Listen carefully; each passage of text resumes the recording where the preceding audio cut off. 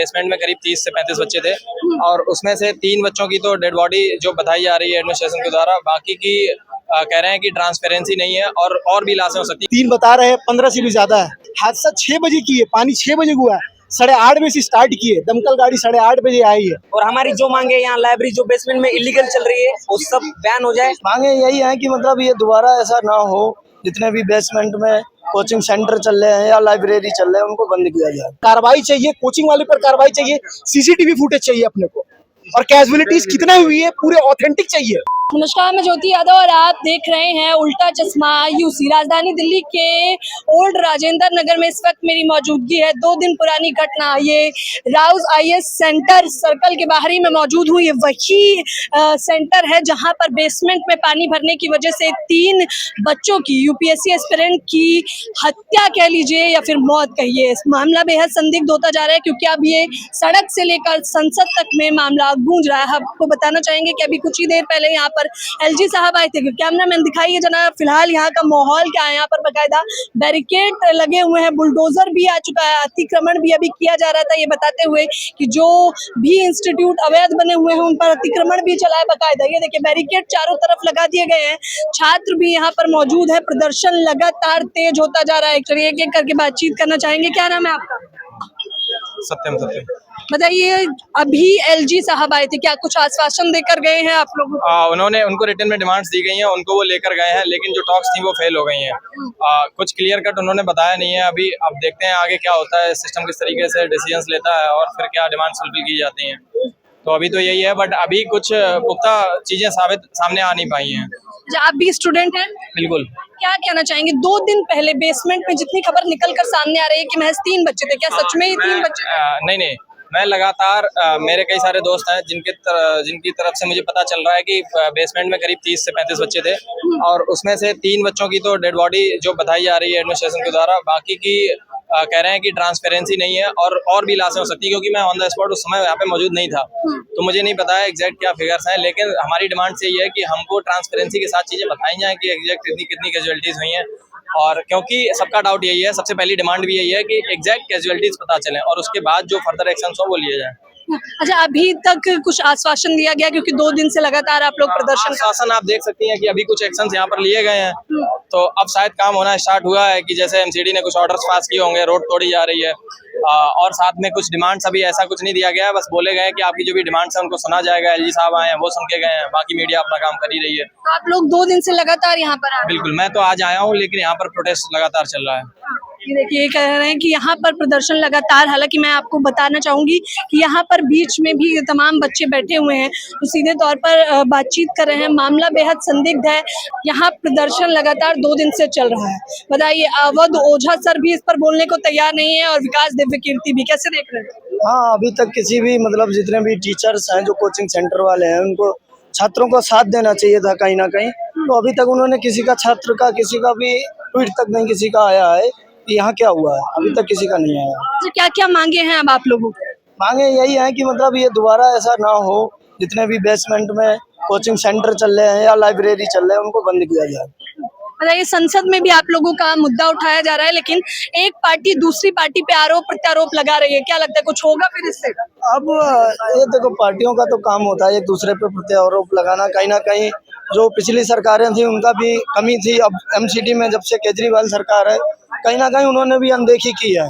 अगर वो देखते तो 1 साल लगभग उनको भी एमसीडी में हो गया तो थोड़ा बहुत काम किया जा सकता था, या नालों की सफाई होती तो पानी टाइम से निकलता रहता तो पानी का भराव नहीं होता, तो ऐसी घटना नहीं होती। इससे पहले भी ऐसी घटनाएं हुई हैं? ऐसी घटनाएं नहीं हुई, बट पानी बारिश जितनी बार भी होती है तो राजेंद्र नगर में पानी लगभग इतना इस रोड पे पूरा भर रहा है, दिक्कतें आती हैं। ये बताया जा रहा है जिन बच्चों की मौत हुई है उनकी संख्या 3 है। क्या आप लोगों को क्या लगता है कि महज 3 है या उससे भी ज्यादा संख्या? नहीं, कहीं ज्यादा आया तो प्रशासन छुपा रहा है, कोचिंग वाले कुछ भी है जो भी छुपाया जा रहा है, पर कम से कम मरने वालों की संख्या 10 से 12 है। 10 से 12 जी। क्यों अभी तक जितने भी, क्योंकि परिवार वाले भी आ रहे हैं, तो क्या कोई ऐसा भी बच्चा है जो मिल नहीं रहा है?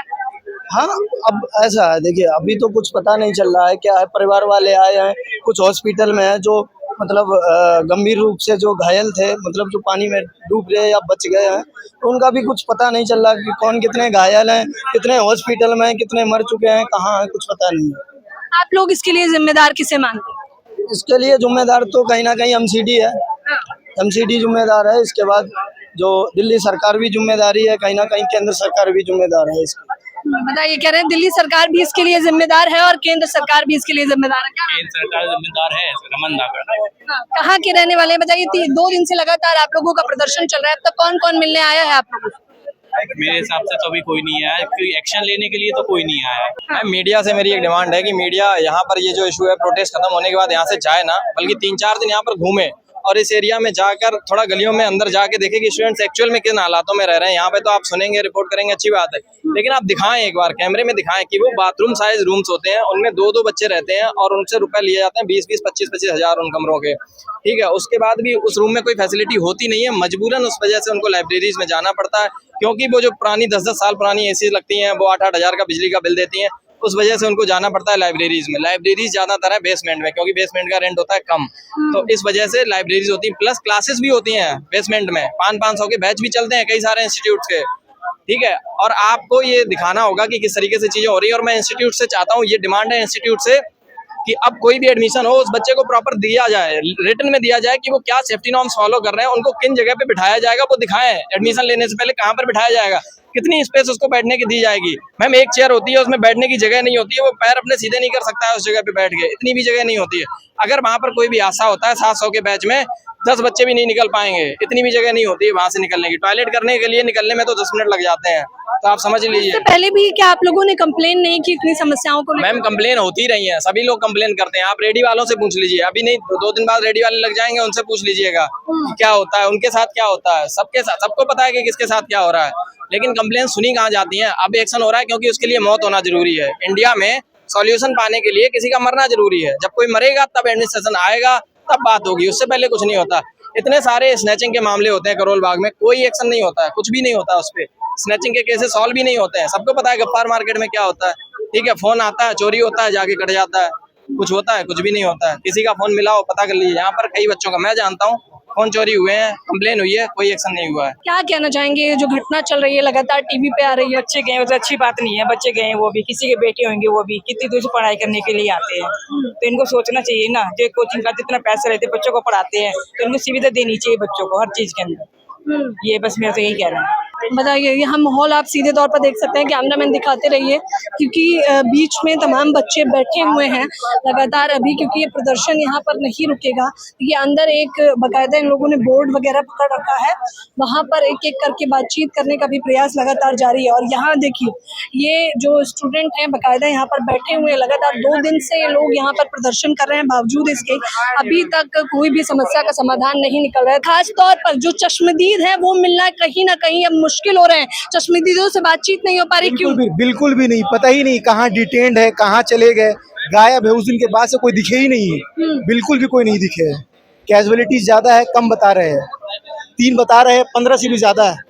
सीसीटीवी फुटेज भी नहीं दे रहे हैं, बोलते कैमरा खराब हो गया, वाटर रेजिस्टेंट कैमरा होता है, कहाँ से खराब हो जाएगा। बताइए, इतना बड़ा इंस्टीट्यूट है, कई सारे टीचर होंगे, तो क्या वो टीचर्स आ रहे हैं आपके समर्थन में? एग्जीक्यूशन प्रोसेस जो स्टार्ट हुआ था वो भी 3 घंटे के बाद हुआ था। इवैक्यूएशन प्रोसेस जो स्टार्ट हुआ था वो भी 3 घंटे के बाद हुआ है। दिल्ली राजधानी है, देश की राजधानी है, इवैक्यूएशन 3 घंटे बाद, 3 घंटे बाद।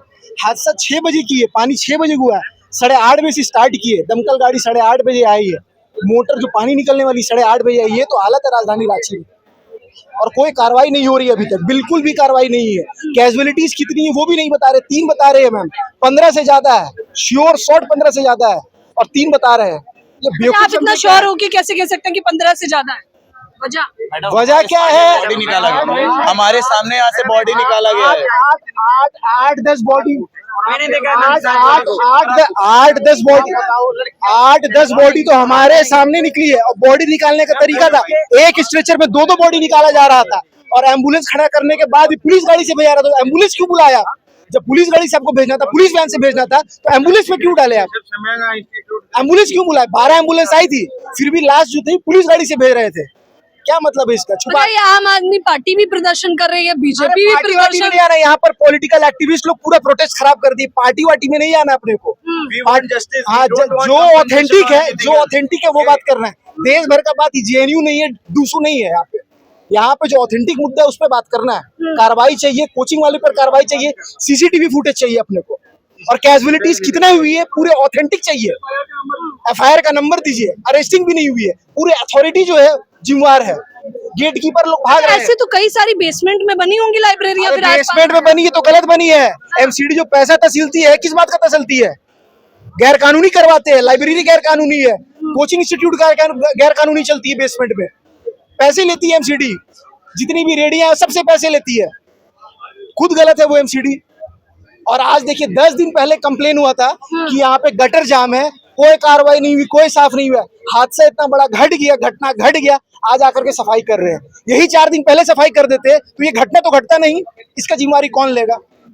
जनता है, पुलिस है, हो जाएगा। अरे क्या हो जाएगा, कोई फायदा नहीं है, हो जाएगा। कार्रवाई करो तब हो जाए। बताइए, अवध ओझा ने भी इस पे कोई अरे अवध ओझा यूट्यूब चलाते हैं, वो बढ़िया है, मुझसे बढ़िया है। मोदी, राहुल गांधी यही सब के ऊपर बोलेंगे, मस्त रहेंगे और व्यूज तो इतना बड़ा मुद्दा है? अरे कोई मुद्दा नहीं है, वो पढ़ाते भी नहीं है, फर्जी टीचर है वो। हाँ, बताइए, विकास दिव्य कीर्ति भी नहीं बोल रहे कोई हैं? नहीं बोल रहे, बोलना चाहिए, नहीं बोल रहे, इतना बड़े मुद्दे पे नहीं बोल रहे तो कब बोलेंगे? ज्ञान की बात करते हैं, ऐसे करो, मोटिवेशन ये करो वो करो, यहाँ जान चली जा रही उस पे नहीं बोल रहे। अरे शरीर में खून है कि पानी चला गया आपका? इतने बड़े मुद्दे पे नहीं बोल रहे। चुनाव पे बोलते हैं, अपने को चुनाव से क्या लेना देना?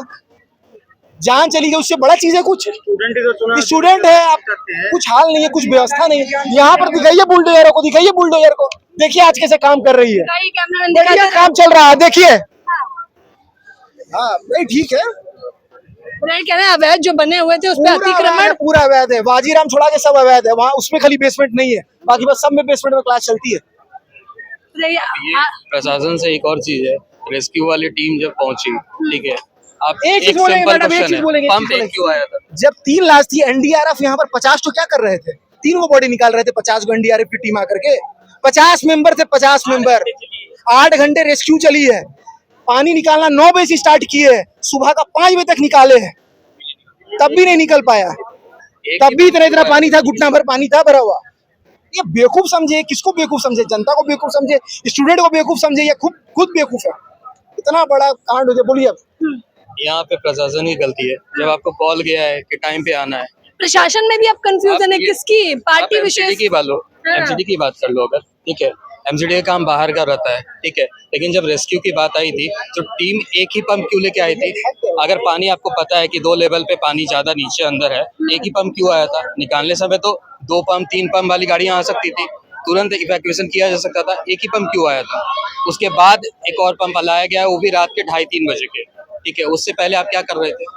ये सारी गलतियां किस, मतलब ये नोटेबली गलतियां हैं जो कि आप कह सकते हो कि ऑफिशियली बहुत अच्छे से अप्रूव नहीं किया गया, ना ही टाइम पे चीजें भेजी गई, ठीक है। कुछ लोग, फिलहाल आप लोगों की क्या मांगे? आप लोग प्रदर्शन? फिलहाल पहले तो ये मांग है कि यहाँ पे जो रॉज आईएएस वाले में इस तरह की घटना हुई है, पहले उनकी तहकीकात होनी चाहिए, ट्रांसपेरेंसी आनी चाहिए कि कौन पब्लिक थी, कितने बच्चे थे जो वहाँ पे रह गए, ठीक है। और हम लोग का फिलहाल के लिए कोई पारदर्शिता नहीं है, कोई क्लियरिटी नहीं है। आरटीआई जब फाइल हुआ है आरएमएल हॉस्पिटल में, तो वहाँ पे सिर्फ 3 बच्चों की काउंटिंग आ रही है। यहाँ पे हम लोग सबका कहना है कि इससे ज्यादा काउंटिंग रही है, ठीक है।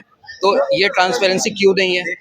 आखिर पुलिस वाले या जो भी अथॉरिटी है यहाँ पे, वो इस चीज़ की ट्रांसपेरेंसी क्यों नहीं दे रही है? प्लस यहाँ पे जो बच्चे हैं, ठीक है, उनसे, उनके जो दोस्त हैं, उनसे आग्रह है कि आप प्लीज़ सामने आइए, अपने बारे में बताइए, ठीक है, ताकि पता चले कि एक्चुअल में कितने लोग रहे हैं। अच्छा, चौंकाने वाला ये भी है कि एक लड़के ने सीधे तौर पर कहा है कि उसने कुछ दिनों पहले कंप्लेन भी की थी बकायदा, लेकिन कंप्लेन का कोई भी जवाब नहीं मिला। कोई नहीं मिला मैम। अब तक जब घटना घटने के बाद ये सब लोग आ रहे हैं और यहाँ कुछ दिक्कत नहीं है, जो ये गिराने की वजह से ये तोड़ रहे हैं मैम, सिर्फ बच्चों को दिखाने के लिए। कुछ कार्रवाई नहीं हो रही है, सब मिले जुले हुए। मतलब ये कार्यवाही, आप कार्यवाही नहीं मान रहे हैं? नहीं मैम, कार्रवाई हमारी यही मांगे कि बच्चों को परेड, जितने भी बच्चे, अभी तो 3 बता रहे सिर्फ न्यूज पे, वो पूरे बच्चे रियल डेटा हमें बताना चाहिए और उन सबको 1 CR परेड देना चाहिए मैम। और हमारी जो मांगे, यहाँ लाइब्रेरी जो बेसमेंट में इलीगल चल रही है वो सब बैन हो जाए, सील हो जाए, और जो कोचिंग माफिया जो एक दूसरे पे ब्लेम। कितने समय से चल रही है ये अंडरग्राउंड लाइब्रेरी? मैम पिछले 5-10 साल से अंडरग्राउंड ही चल रहा है सब। पुलिस यहाँ हफ्ता लेते हैं मैम, इसलिए इलीगल चला रहे हैं मैम। सुप्रीम कोर्ट ने बैन कर रखा है, तभी ये लाइब्रेरी क्यों चल रही है मैम? इस पे कार्रवाई होनी चाहिए मैम। कब तक और प्रदर्शन करने वाले हैं आप?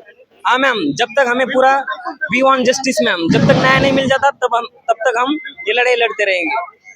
We want justice. और देख लीजिए कि विकास दिव्य कीर्ति और जो अवध ओझा है खुद को ठेकेदार बताते हैं तमाम स्टूडेंट्स का, लेकिन अब जब मुद्दों पे बातचीत करने के समय आ गया है तो अफसोसन उन्होंने एक ट्वीट करना तक जरूरी नहीं समझा। आक्रोश आपको सीधे तौर पर बच्चों में भी देखने को मिल रहा होगा और ये तमाम बच्चे जो यहाँ पर एकजुट हुए हैं वो सीधे तौर पर कह रहे हैं कि जो संख्या बताई जा रही है 3, उससे कई ज्यादा संख्या है, यानी कि 10 से 15 स्टूडेंट ऐसे हैं जो जिनकी मौत हुई है, या फिर यूं कहिए, मैं बार बार कह रही हूँ हत्या, क्योंकि सीधे तौर पर बच्चों का कहना है कि यहाँ पर आसपास में ऐसी तमाम जो है अवैध जो लाइब्रेरियां चलती हैं, कोचिंग सेंटर चलते हैं, एमसीडी से लेकर प्रशासन तक ने पैसा यानी कि भ्रष्टाचार कर रखा है, जिस वजह से अभी तक इस मामले में कुछ खास कार्यवाही नहीं हुई।